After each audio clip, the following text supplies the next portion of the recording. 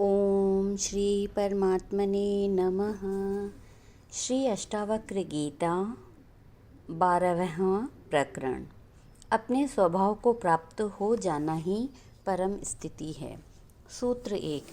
राजा जनक आत्मज्ञान के बाद हुई अनुभूतियों का वर्णन अष्टावक्र जी के सामने करते हुए कहते हैं कि पहले मैं शारीरिक कर्मों का न सहारने वाला हुआ, फिर वाणी के विस्तृत कर्म का न सहारने वाला हुआ। इस प्रकार मैं स्थित हूँ।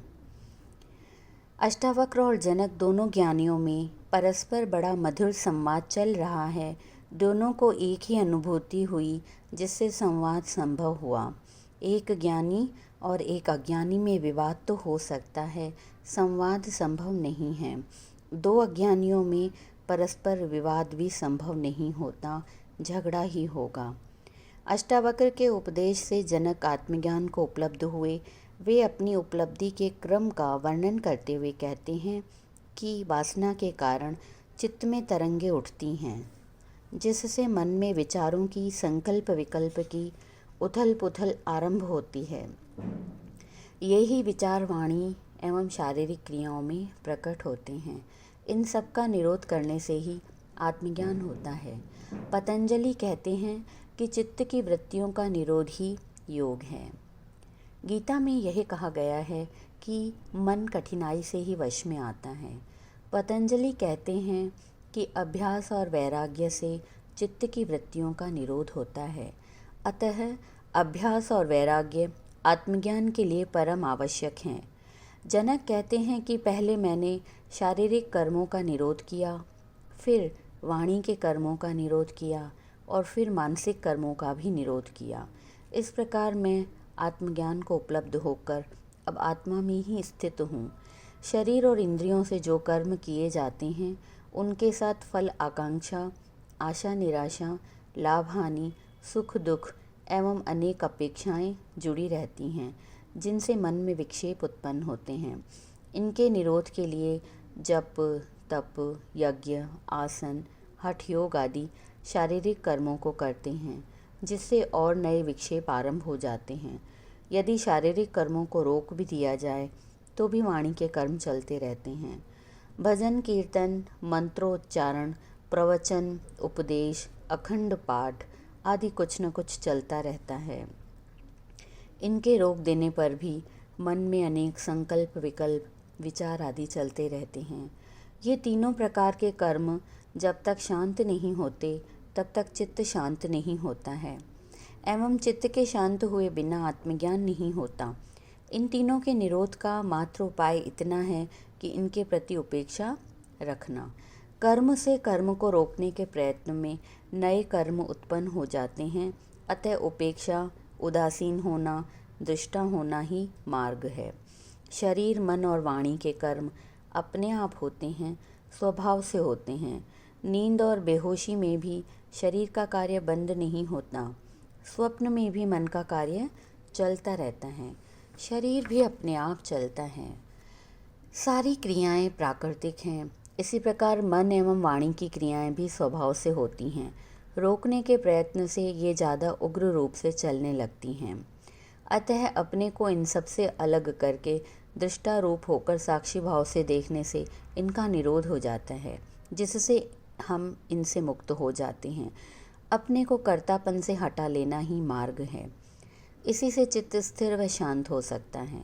यही वीतरागता है। मित्र शत्रु, प्रशंसा निंदा, त्याग ग्रहण, राग विराग सभी उपद्रव हैं। दोनों में ही रस है, आसक्ति है। ग्रहण में भी आसक्ति है तो त्याग भी आसक्ति ही है। शत्रु, निंदा, विराग भी उल्टी आसक्ति हैं। इसलिए जनक कहते हैं, मैं तीनों प्रकार के कर्मों का न सहारने वाला हुआ। इस प्रकार अब मैं चैतन्य आत्मा में स्थित हूँ। सूत्र 2। शब्द आदि ऐन्द्रिक विषयों के प्रति राग के अभाव से और आत्मा की अदृश्यता से प्राप्त विक्षेपों से जिसका मन मुक्त होकर एकाग्र हो गया, ऐसा ही मैं स्थित हूँ। मन में वासनाएं हैं, उनकी पूर्ति वह शरीर के माध्यम से करता है। शरीर में 5 ज्ञानेंद्रियाँ तथा 5 कर्मेंद्रियाँ हैं। इन ज्ञानेंद्रियों के शब्द, स्पर्श, रूप, रस, गंध आदि विषय हैं जिनका इंद्रियों के माध्यम से सेवन कर मन तुष्ट होता है। इसी से राग पैदा होता है एवं बार बार भोगने की इच्छा होती है। यह मन स्वयं एक उपद्रव है। यह न भोगने से शांत होता है न भोगों के त्याग से। शारीरिक भोग बंद करने पर वाणी के भोग चलते रहते हैं। वाणी के बंद करने पर मानसिक भोग चलते रहते हैं। मन भोग और त्याग दोनों से ही अशांत बना रहता है। उसमें विक्षेप निरंतर चलते रहते हैं क्योंकि इसका मूल वासना है जो भीतर विद्यमान है। वासना के रहते भोग और त्याग दोनों व्यर्थ हो जाते हैं। मन को शांत करने के लिए जो जप, तप, यज्ञ, कर्मकांड आदि किए जाते हैं, इनसे नए विक्षेप और पैदा हो जाते हैं। अतः ये दोनों ही कर्म मन को इन विक्षेपों से मुक्त नहीं कर सकते। आत्मा अदृश्य है, वह दिखाई नहीं देती। ध्यान एवं समाधि में भी आत्मा का दर्शन और आत्म साक्षात्कार शब्द ही गलत है। आत्मा का केवल अनुभव होता है, ज्ञान होता है, बोध होता है। वह दृश्य विषय नहीं है, स्वयं दृष्टा है, वही सबको देखने वाली है। इंद्रियों के समस्त कार्य उसी से हो रहे हैं। शरीर, मन, बुद्धि आदि जड़ हैं, यंत्र मात्र हैं जो उस आत्मा रूपी चेतन शक्ति से सक्रिय हैं। जड़ पदार्थ चेतन को कैसे देख सकता है? इसलिए जनक को आत्मज्ञान हो जाने से वे इस स्थिति की व्याख्या करते हुए कहते हैं कि आत्मा की अदृश्यता से अर्थात उसके ज्ञान के अभाव से ही शरीर, मन आदि के समस्त विक्षेप होते हैं। आत्म अज्ञान ही समस्त विक्षेपों का कारण है एवं सभी राग इसी अज्ञान से उत्पन्न होते हैं। अतः मुझे आत्मज्ञान हो जाने से अब मेरे समस्त रागों का अभाव हो गया है तथा आत्मा की अदृश्यता से जो मन में विक्षेप पैदा हुए थे उनसे अब मेरा मन मुक्त होकर एकाग्र हो गया है। अब मैं केवल आत्मा में स्थित हूँ तथा इन विक्षेपों से पार हो गया हूँ। यह आत्मज्ञानी की स्थिति है। शरीर और मन द्वारा किए गए कर्मों से आत्मा अस्पर्श रहती है। इसलिए आत्मज्ञानी पाप, पुण्य, शुभ अशुभ आदि कर्मों से सर्वदा मुक्त रहता है। वह अच्छे बुरे कर्मों का न करता है न उनके फलों का भोगता। सूत्र 3। सम्यक अध्यास आदि के कारण विक्षेप होने पर ही समाधि का व्यवहार होता है। ऐसे नियम को देखकर समाधि रहित मैं स्थित हूँ।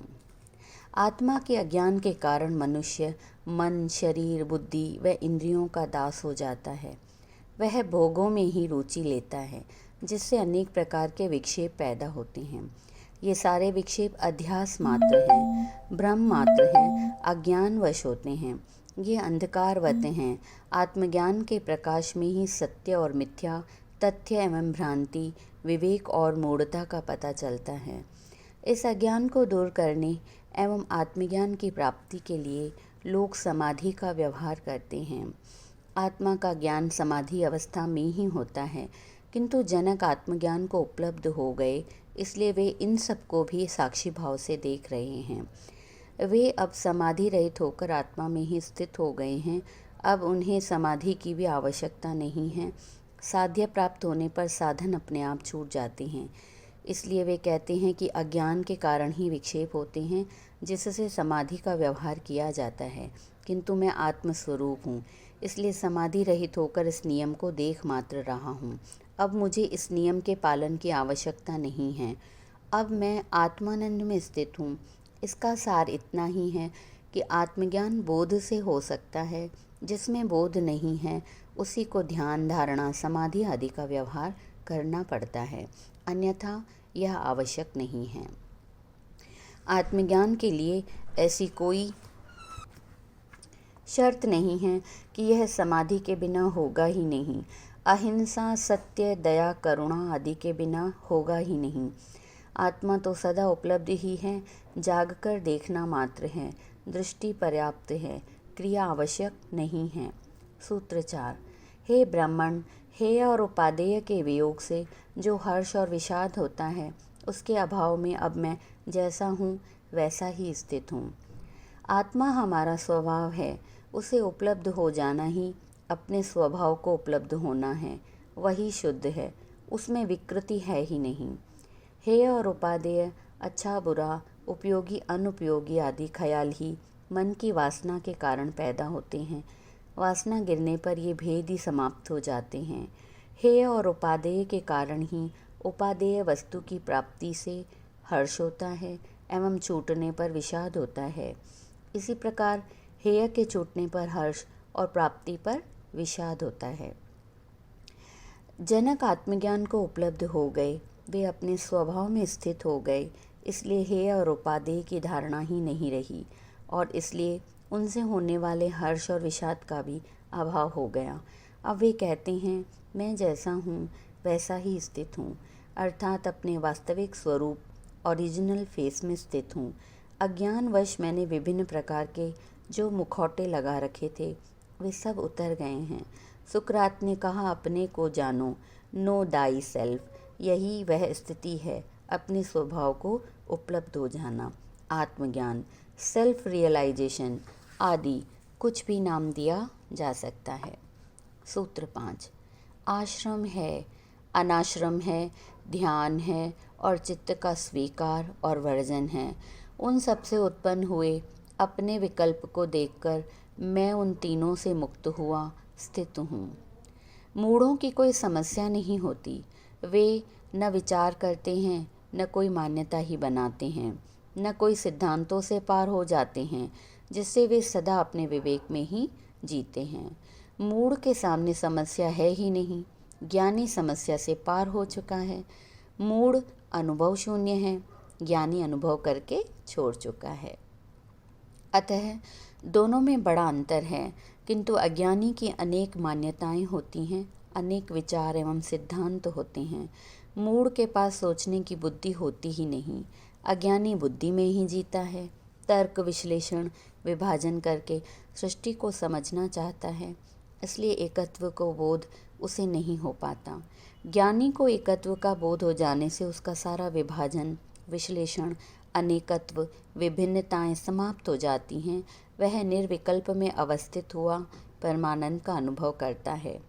यह सारी वर्ण व्यवस्था, ब्राह्मण, क्षत्रिय, वैश्य, शूद्र, आश्रम व्यवस्था, ब्रह्मचर्य, गृहस्थ, वानप्रस्थ, संन्यस्त, अनाश्रम व्यवस्था आदि अज्ञानियों के लिए हैं, जिससे वे इस अवस्था में गुजरकर क्रमिक विकास कर आत्मोन्नति को उपलब्ध हो सकें। इसी प्रकार कर्म एवं उसके फल का विधान भी अज्ञानियों के लिए है। अज्ञानियों के लिए विभिन्न कर्मों का विधान है, भजन, कीर्तन, भक्ति, पूजा, पाठ, जप, यज्ञ, हवन, कर्मकांड, आचरण में सुधार, हठ योग क्रियाएँ आदि अनेक प्रकार की साधनाएं हैं। फिर ध्यान, धारणा, समाधि आदि क्रियाएं हैं, जिनसे अंतःकरण शुद्ध होता है, तब आत्मज्ञान होता है। इसी प्रकार कुछ धर्म चित्त को स्वीकार करने को कहते हैं, जैसा है वैसा स्वीकार कर लो, सब ईश्वरीय है, स्वीकार करने से तुम मुक्त हो जाओगे। तंत्र की यही मान्यता है। हठ योगी चित्त के वर्जन की बात करता है, मन का निरोध करो, वासना को भोगने से रोको, उसकी एक मत सुनो, वही भटकता है। शरीर को भी सताओ, उसी से तुम विषयों में फंसे हो, इसको नंगा भूखा रखो, कोड़े लगाओ, शरीर को शीत गर्मी में खूब सताओ, क्योंकि यही पापी है। इसी को तपश्चर्या तप कहते हैं।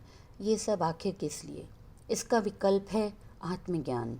ये सब करने से तुम्हें आत्मज्ञान होगा, तुम्हारी मुक्ति होगी। ये सब अज्ञानियों के लिए साधना सूत्र हैं। किंतु जनक आत्मज्ञान को उपलब्ध हो गए, उन्हें वह मिल गया जिसे प्राप्त करने के लिए यह सब करने पड़ते हैं। इसलिए वे कहते हैं कि अब मेरे लिए न कोई आश्रम है, न अनाश्रम है, न ध्यान है, न चित्त का स्वीकार है, न वर्जन है। इन सब से पार आत्मा रूपी विकल्प को प्राप्त कर मैं इन सब से मुक्त हुआ केवल आत्मस्वरूप में स्थित हूँ। जनक की यह घोषणा सिद्धावस्था की घोषणा है।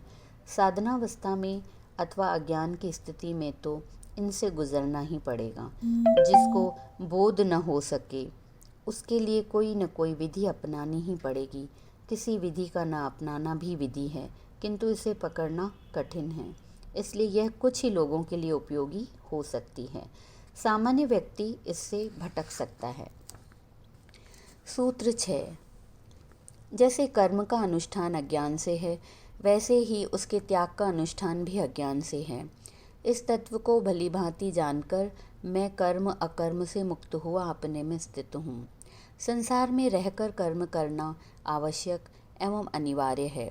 कर्म कई प्रकार के हैं, जैसे स्वाभाविक कर्म हैं, अनिवार्य कर्म हैं, प्रतिकर्म हैं, निष्कर्म हैं, अकर्म हैं आदि। फिर कर्म शारीरिक और मानसिक भी होते हैं। जीवन भी कर्म है। मृत्यु कर्म का अभाव है। कर्म का आरंभ जन्म के साथ ही हो जाता है एवं मृत्यु पर्यंत चलता रहता है। इसलिए जीवन में कर्म रोकना असंभव है। गीता में भी कहा गया है कि क्षण मात्र भी कोई कभी कर्म न करता हुआ नहीं ठहरता, क्योंकि प्रकृति के गुण प्रत्येक से कर्म कराते हैं। किंतु जो कर्म अहंकारवश किए जाते हैं, वासना पूर्ति हेतु किए जाते हैं, जिनके पीछे कोई न कोई फल आकांक्षा होती है, वे ही कर्म बंधन का कारण बनते हैं। जिस कर्म में कर्ता हो, अहंकार हो, मैं कर रहा हूँ, मैंने किया है, इस प्रकार मैं की जहाँ उपस्थिति है वही कर्म बंधन है, क्योंकि यह अहंकार व मैं भाव ही अज्ञान है। इन कर्म बंधनों से मुक्ति के लिए भी मनुष्य अनेक कर्म करता है। ये जप तप योग भजन पूजन यज्ञ ध्यान समाधि आदि भी मैं भाव से ही किए जाते हैं। इनमें भी फलाकांक्षा रहती है, इसलिए ये भी कर्म हैं जो बंधन स्वरूप हैं। अहंकारवश अथवा अज्ञानवश किए गए कर्मों का फल अवश्य होता है।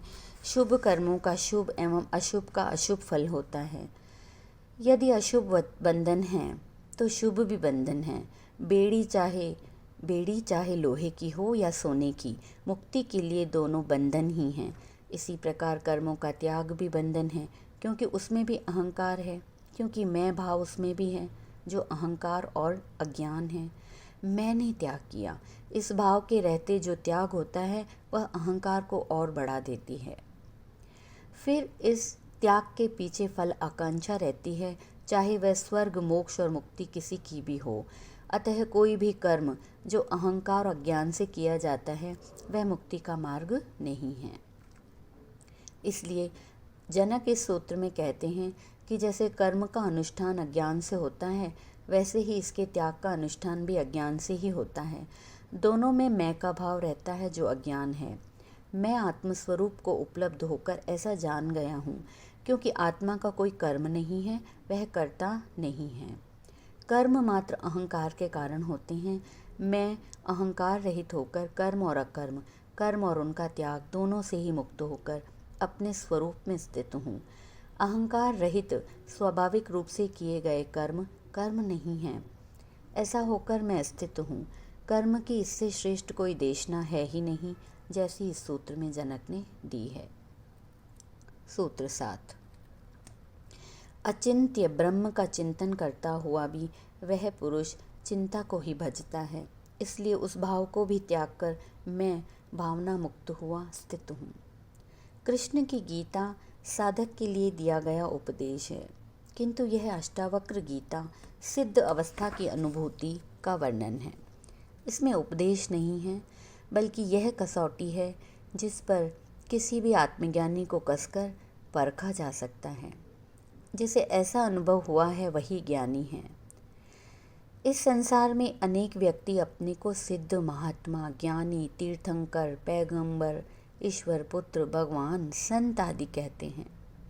उन सबको अष्टावक्र गीता की इस कसौटी पर परखा जा सकता है। यदि उनकी इसके अनुरूप अनुभूति हुई है तभी उन्हें आत्मज्ञानी एवं मुक्त कहा जा सकता है, अन्यथा नहीं। उनको आत्मज्ञान की भ्रांति मात्र हुई है अथवा वे पाखंड मात्र करते हैं। आत्मज्ञानी की ऐसी परम कसौटी अन्यत्र नहीं है। यह न धारणा मात्र है न सिद्धांत। देश काल धर्म संप्रदाय जाति वर्ग आदि के पार अध्यात्म पर दिया शुद्धतम वैज्ञानिक वक्तव्य है, जो संपूर्ण आध्यात्मिक जगत की धरोहर है। धर्म के नाम पर प्रचलित अनेक पाखंडियों एवं ढोंगियों के झूठे मुखौटों का पर्दाफाश इससे किया जा सकता है। राजा जनक इस सूत्र में और भी महत्वपूर्ण बात कहते हैं कि अनेक व्यक्ति कर्मकांड उपासना भक्ति आदि कर्मों को छोड़कर केवल उस अचिंत्य ब्रह्म का चिंतन मात्र करते हैं, वे समझते हैं कि परमात्मा के चिंतन से, ब्रह्म के चिंतन से ही उन्हें मुक्ति मिलेगी। जनक कहते हैं कि यह भी भ्रम है। पहले तो ब्रह्म निराकार है, उसका चिंतन हो ही नहीं सकता। फिर चिंतन की भी उसे चिंता होती है कि आज चिंतन नहीं किया, आज ध्यान नहीं किया, आज समाधि नहीं लगाई। इस प्रकार इस चिंतन में भी कर्ता भाव मैं लगा रहता है। अतः ऐसा चिंतन करने वाला व्यक्ति ब्रह्म को नहीं, चिंता को ही भजता है।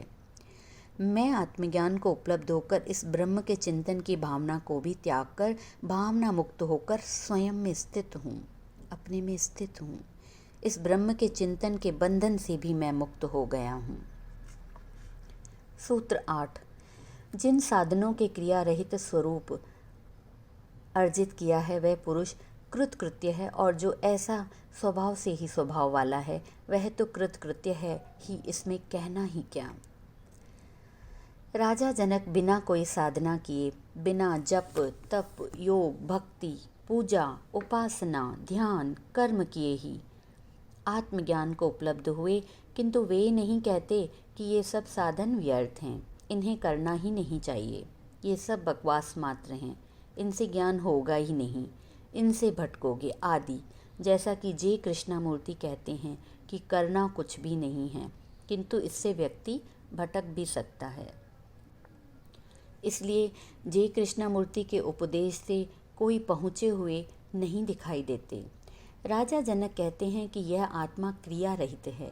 इसके क्रिया रहित स्वरूप को जिसने उपरोक्त साधनों से अर्जित किया है वह पुरुष कृतकृत्य है, उसे भी आत्मा की अनुभूति होगी, उसका प्रयत्न भी निष्फल नहीं जाएगा। साधना द्वारा प्राप्त करना भी मार्ग है, इसका जनक तिरस्कार नहीं कर रहे हैं, किंतु जो भाव से ही स्वभाव वाला आत्म भाव वाला है, जिसका स्वभाव ही आत्मवत है, वह तो कृतकृत्य है ही, इसमें कहना ही क्या। ऐसा आत्मभाव वाला व्यक्ति ही परम ज्ञानी है, चाहे वह स्वयं ही स्वभाव से प्राप्त हुआ हो अथवा किसी साधन से। उपलब्धि में कोई अंतर नहीं होता, मार्ग अनेक हैं, मंजिल एक ही है। इति अष्टावक्र गीतायाम 12 प्रकरणम समाप्तम। 13वां प्रकरण। आत्मा का बोध हो जाने से ही कर्म बंधन से मुक्ति होती है। सूत्र 1। नहीं है कुछ भी, ऐसा भाव से पैदा हुआ जो स्वास्थ्य यानी चित्त की स्थिरता है, वह कोपीन को धारण करने पर भी दुर्लभ है। इसलिए त्याग और ग्रहण दोनों को छोड़कर मैं सुखपूर्वक स्थित हूँ। राजा जनक आत्मा में स्थित हैं। अब वे शरीर मन अहंकार आदि से अपने को भिन्न आत्मवत अनुभव कर रहे हैं। संसार के जो भी कर्म भावना विचार त्याग ग्रहण अच्छा बुरा आदि हैं, वे सभी मन अहंकार और शरीर से हैं। आत्मा इन सब से पार केवल चैतन्य साक्षी है, उसका इन सब से कोई संबंध नहीं है। ये सब कार्य प्रकृति जन्य हैं। जनक आत्मज्ञान की इस परम स्थिति को उपलब्ध हो गए, जिसे वे कहते हैं कि अब मेरे लिए यह संसार कर्म त्याग ग्रहण आदि कुछ भी नहीं है, क्योंकि आत्मा का इन सब से कोई संबंध नहीं है। ऐसे भाव से मैं चित्त की लहरें स्थिरता जो चित्त का स्वास्थ्य है को उपलब्ध हो गया हूँ। समुद्र की लहरें जिस प्रकार शांत हो जाती हैं, उसी प्रकार मेरा चित्त अब समक्ष विक्षेपों से शांत हो चुका है। अब न कोई तरंग उठती है, न लहर न ज्वार भाटा आता है। चित्त का शांत हो जाना ही आत्मज्ञान की कसौटी है। जिसके मन में हलचल होती है, उथल पुथल होती है, विक्षेप होते हैं, इसका अर्थ ही है कि अभी आत्मज्ञान हुआ नहीं। जनक कहते हैं कि चित्त की ऐसी स्थिरता संसार छोड़कर भागने वाले तथा कोपीन मात्र धारण करने वाले सन्यासी के लिए भी दुर्लभ है। सब कुछ छोड़कर कोपीन मात्र धारण कर लेने से अथवा नग्न हो जाने से चित्त की चंचलता शांत नहीं हो सकती, एवं चित्त की चंचलता रहते उसे आत्मज्ञानी नहीं कहा जा सकता। ब्राह्य आडंबरों से आत्मज्ञान नहीं होता। यह त्याग और ग्रहण भी बाह्य आडंबर ही हैं, इससे भी चित्त की चंचलता शांत नहीं हो सकेगी। मेरे चित्त की चंचलता शांत हो गई है, इसलिए अब मैं सुखपूर्वक स्थित हूँ। जनक का वाक्य है कि ग्रहण और त्याग दोनों ही चित्त की चंचलता से ही होते हैं। सूत्र 2। कहीं तो शरीर का दुख है, कहीं वाणी दुखी है, कहीं मन दुखी होता है, इसलिए तीनों को त्याग कर मैं इस पुरुषार्थ में आत्मानंद में सुखपूर्वक स्थित हूँ। शारीरिक, मानसिक और वाणी के दुखों से मनुष्य दुखी है। शरीर अनेक व्याधियों का घर है, शरीर ही सबसे बड़ी व्याधि है। शरीर रहते सुख संभव ही नहीं है। शारीरिक कष्ट, रोग, थकान, अपाहिज हो जाना, भरण पोषण के लिए शारीरिक श्रम करना आदि शारीरिक दुख हैं। गूंगा आदि हो जाना, मन के भावों को बिना सोचे समझे प्रकट कर देना, अपशब्द, कटु भाषण, मिथ्या भाषण, अनर्गल प्रलाप करना, अधिक बोलना या आवश्यकता होने पर भी नहीं बोलना आदि वाणी के दुख हैं। वाणी दोष के कारण ही अधिकतर बुद्धिमान पागल भी हो जाते हैं। गूंगे का कोई जीवन ही नहीं होता। ये सब वाणी के दुख हैं। मन के तो फिर अनेक दुख हैं। अभाव, अपमान, चिंताएं, आशाएं, महत्वाकांक्षाएं, हीन भावनाएं, प्राप्त करने की चिंताएं, खो जाने की चिंताएं, रख रखाव की चिंताएं, रक्षा की चिंता, संकल्प विकल्प आदि से मन सदैव दुखी रहता ही है। संसार में स्वस्थ मन वाला व्यक्ति मिलना असंभव है, किंतु जनक कहते हैं कि मैं इन तीनों प्रकार के दुखों का त्याग कर आत्मानंद में सुखपूर्वक स्थित हूँ। आत्मा में स्थित हुआ योगी केवल आत्मा के आनंद की ही अनुभूति करता है, जो शरीर, मन एवं वाणी के दुखों से प्रभावित नहीं होता। आत्मज्ञान प्राप्त करना ही सबसे बड़ा पुरुषार्थ है। इसी से उसे पुरुष तत्व यानी आत्मा की उपलब्धि होती है। सूत्र 3। किया हुआ कर्म कुछ भी वास्तव में आत्मकृत नहीं होता। ऐसा यथार्थ विचार कर मैं जब जो कुछ कर्म करने को आ पड़ता है उसे करके सुखपूर्वक स्थित हूँ। किया हुआ कर्म कुछ भी वास्तव में आत्मकृत नहीं होता। ऐसा यथार्थ विचार कर मैं जब जो कुछ कर्म करने को आ पड़ता है उसे करके सुखपूर्वक स्थित हूँ। मनुष्य के कर्म दो प्रकार से होते हैं। कुछ तो स्वाभाविक हैं, जिसे प्रकृति अपने आप करती है, इन्हें करना नहीं पड़ता, करने के लिए श्रम भी नहीं करना पड़ता, जैसे श्वास लेना, भोजन का पचाना, हृदय का धड़कना, रक्त प्रवाह आदि शरीर के समस्त कार्य अपने आप होते रहते हैं। नींद में भी होते रहते हैं, अतः ये कर्म नहीं हैं। कुछ कर्म ऐसे हैं जिन्हें मनुष्य कर्तव्य समझकर करता है, कुछ पाने की इच्छा से करता है, मान सम्मान पद प्रतिष्ठा के लिए करता है, भोग की वासना से करता है, सुख शांति आनंद के लिए करता है, शरीर पोषण के लिए करता है, अपने विकास एवं उन्नति के लिए करता है, दूसरों की भलाई के लिए करता है, राग द्वेष ईर्ष्या से करता है आदि कर्मों का बड़ा विस्तृत जाल है। किंतु इन सब कर्मों में कोई भी कर्म आत्मकृत नहीं है, आत्मा द्वारा किए गए नहीं हैं, क्योंकि आत्मा अकर्ता है। उसका न कर्म से संबंध है न कर्म फलों से। इन सब कर्मों का संबंध शरीर मन एवं अहंकार तक ही सीमित है। अहंकार वश किया गया हर कर्म अपना फल देता ही है। कर्तापन, सौद्देश्य एवं फलाकांक्षा से किया हर कार्य कर्म है। यहाँ तक कि मोक्ष, मुक्ति, स्वर्ग प्राप्ति एवं शक्ति लाभ के लिए भी जो कुछ किया जाता है वह भी कर्म ही है। जहाँ मनुष्य करता है, जहाँ मैं की उपस्थिति है, वही कर्म है तथा वही उस कर्म फल का भोगता है, अन्यथा नहीं। आत्मज्ञानी भी कर्म तो करते ही हैं, उन्हें भी खाने पीने रक्षण संबंधी कर्म करने पड़ते हैं, बल्कि वे भी उन सभी कर्मों को करते हैं जिन्हें अज्ञानी करते हैं।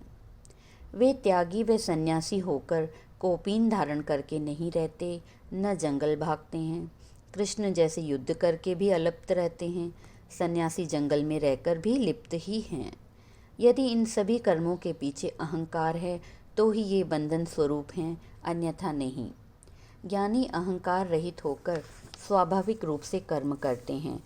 उन्हें न कर्मों के करने का आग्रह होता है न त्यागने का, क्योंकि आत्मा में स्थित हो जाने से उन्हें यह बोध हो जाता है कि कोई भी कर्म आत्मकृत नहीं है। सभी कर्म प्रकृतिजन्य हैं और प्रकृति से भिन्न चैतन्य स्वरूप मैं हूँ।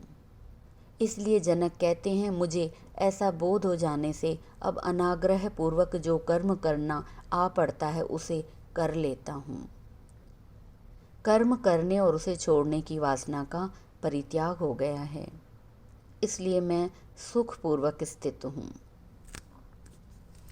ओम पूर्णमद पूर्णम इदम पूर्णात् पूर्णम उद्दच्यते पूर्णस्य पूर्णमादाय पूर्णमेवावशिष्यते। ओम शांति शांति शांति। सर्वे भवन्तु सुखिनः, सबका मंगल हो। ओम तत्सत।